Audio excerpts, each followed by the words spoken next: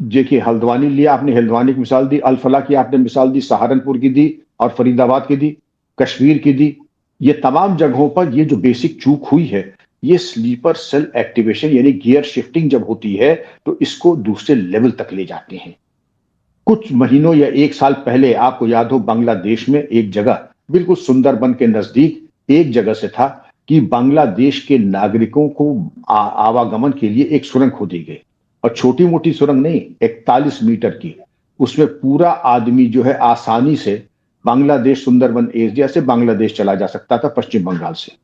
और यहां पे सारा विरोध जो हो रहा है एनआरसी और सर का, ऐसा एसआईआर का और सीएए का, वो किस बुनियाद पे हो रहा है? नहीं सब बांग्लादेश से नागरिक नहीं आते हैं, जबकि हकीकत यह है कि एक बहुत बड़ा व्यापार है। वहां की सरकार की जिम्मेदारी थी कि इस व्यापार पे प्रभावी अंकुश रखे, लेकिन उनको रोज बुलाना, मतलब टनल खुदने का मतलब ही यही है कि आप एक बहुत बड़ा व्यापार कर रहे हैं।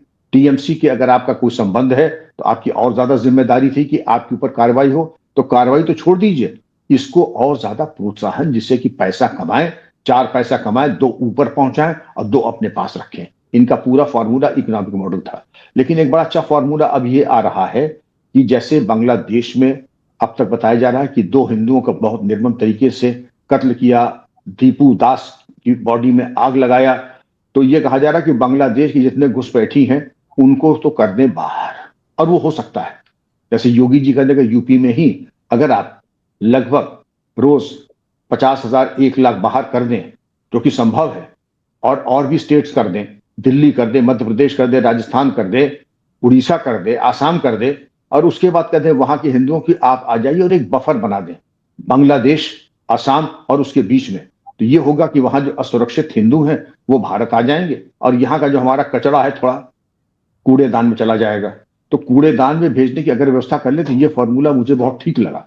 और अक्सर जब बांग्लादेश कभी तू चू चपड़ करे तो आपकी जो तथाकथित चिकन स्नैक है उसको चौड़ा कर लें, इनका कुछ एरिया खींच लें, और जिससे कि बफर बन के तैयार हो जाए। और वो जरूरी भी है, क्योंकि अब जो जैसे इजराइल ने क्या किया गजा में क्या किया, जब कभी वो मौका देते हैं वो गजा का एक पोर्शन हड़प लेता है, और अंततोगत्वा आज की तारीख में गजा नाम की चीज कुछ है ही नहीं, वो पूरी एक तरीके से इजराइल के कंट्रोल में आ चुकी है। तो यही फॉर्मूला आपको यहां बांग्लादेश में अपनाना होगा। जो यहां पर आंख दिखा रहे हैं, अंततोगत्वा अंजू जी आपको उनको एक सबक सिखाना पड़ेगा। तो आपने ये देखा स्लीपर सेल एक्टिवेशन, कश्मीर के 5 लोग, 2 कुपवाड़ा में पकड़े गए, 3 ईटानगर में पकड़े गए, अरुणाचल प्रदेश की ये बात है।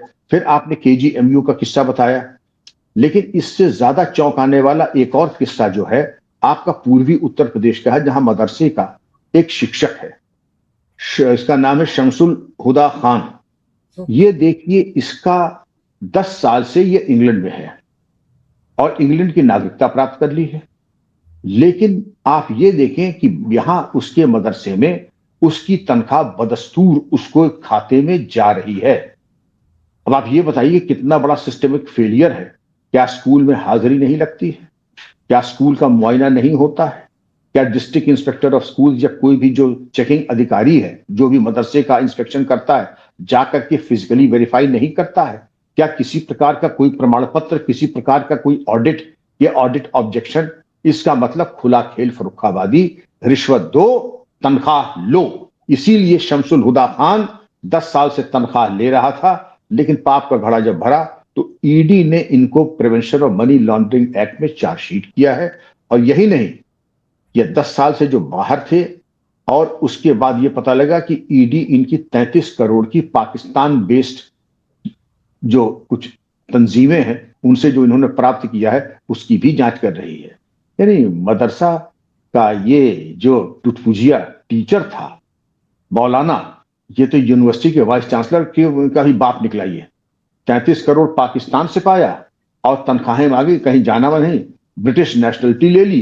अब आप समझ लीजिए कि इसके तो बल्ले बल्ले हो गई। तो ये सब चीजें होती हैं, स्लीपर सेल एक्टिवेशन गियर को आगे बढ़ा दिया। जैसे गियर आप पहले जब कार स्टार्ट करती हैं, अगर ऑटोमेटिक कार नहीं है तो पहले फर्स्ट गियर लगाएंगे, ये सेकंड गियर लगा है स्लीपर सेल एक्टिवेशन में।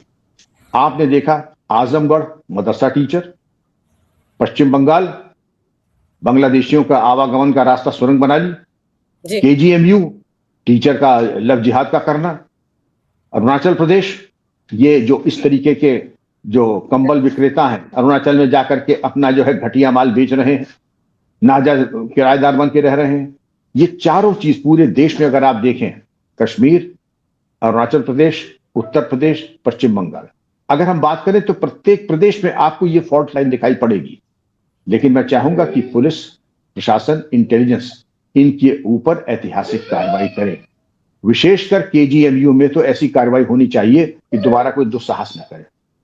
सर, जैसे अभी आपने ये मौलाना की बात की ना, आप सोचो कि अभी 2 दिन पहले हमने एक प्रोग्राम किया था जिसमें इन मौलवियों को कैसे कानून में इम्यूनिटी मिल गई थी, इनको कोई हाथ ना लगाए, भले ही गुनाह कर दें, अपराध कर दें, फिर इनकी तनख्वाह कोई नहीं रोकेगा, अगर रोकेगा तो उस पर कार्रवाई होगी। ऐसा बिल लेकर आई थी अखिलेश सरकार, जिसको अभी निरस्त किया है योगी सरकार ने। तो मदरसों में सर कोई झांकता ही नहीं है, मदरसों की तरफ कोई देखता ही नहीं था। तो 2015 से ये 10 साल से तनख्वाह ले रहा है। सर, कौन गया होगा वहां देखने के लिए कि फिजिकली है भी या नहीं? वहां तो नोट छपते हैं नकली सर, हथियार बनते हैं, हथियारों की फैक्ट्रियां हैं, किस तरह का व्यवहार होता है और क्या पढ़ाया जाता है वहां पर, किसी को कुछ नहीं पता है सर। वो तो अभी योगी सरकार में इन पर डंडा चलना शुरू है, जो बहुत सारे मदरसे वो बंद हुए हैं, वरना पहले तो खुला खेल फर्रुखाबादी था। आप बिल्कुल सही कह रहे हैं। आप बिल्कुल ठीक कह रहे हैं अंजू जी कि इसके पहले जो हम लोगों ने शो किया था उसमें यही था कि मदरसा टीचर्स वेतन अधिनियम, और वो चूंकि दिखाई यही पड़ता था केवल वेतन और उनका जो रेशनलाइजेशन है और उसकी किसी विसंगति ना हो, उसको लेकर के ये अधिनियम दिखाई पड़ता था। लेकिन जो उन्हें कानून में इम्यूनिटी दी जा रही थी कि जैसे वो राजनयिक डिप्लोमेट्स हों, देयर एक्सेलेंसीज हों, क्योंकि देयर एक्सेलेंसीज को भी कानून में इम्यूनिटी है, इसी तरह से राष्ट्रपति उपराष्ट्रपति को भी है। लेकिन यहां मदरसे के टीचर्स को भी वही इम्यूनिटी की अगर आपके ऊपर कोई कार्रवाई होगी तो पहले शासन से अनुमोदन लेके तब प्रथम सूचना और फिर आरोप करने, प्रोसिक्यूशन सैंक्शन लेना। ये कहाँ की बात आजम खान ले आए थे? तो ये तमाम बातें थी अंजू जी जिसको देख करके ये जरूरी था कि आपको ये कोर्स करेक्शन जरूरी था करना, और आपने किया। और आपके चैलेंज और आपने इस चीज को जो टेकअप किया है वो चीज बहुत आवश्यक थी कि मदरसों में क्या हो रहा है, क्या पढ़ा रहे हैं, आपने जो बात की क्या शिक्षा दे रहे हैं, आप क्या शिक्षा दे रहे हैं। कई शोज आते हैं कि तुम्हें क्या पढ़ाया जाता है। ये साहब हम इनके अलावा कुछ जानते नहीं, बहुत अच्छी बात है, लेकिन अगर आपको अपना संविधान, अपना राष्ट्रीय गान और अपने देश के बारे में जानकारी नहीं है तो ये चीज अत्यंत आपत्तिजनक है। अंजू जी, इस चीज का कोर्स करेक्शन, और ये अच्छा हुआ योगी सरकार ने इसका संज्ञान लिया और इस पर कार्रवाई कर रहे हैं। बिल्कुल सही कह रहे हैं आप सर, क्योंकि ये जो छोटी छोटी चीजें हैं यहीं से पनप कर निकल रहे हैं। स्लीपर सेल के सारे आतंकवादी, उन्हीं को एक्टिवेट किया जा रहा है इनके जरिए।